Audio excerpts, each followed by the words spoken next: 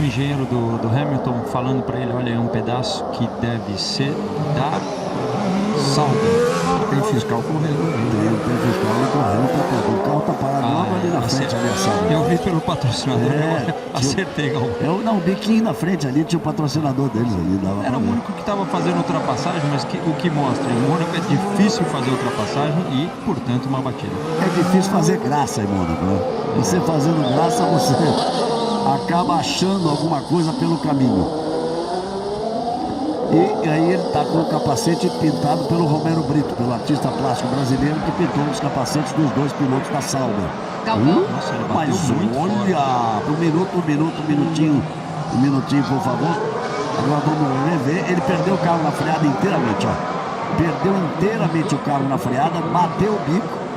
Já vi essa batida algumas vezes. Esse tipo de batida eu já vi algumas vezes.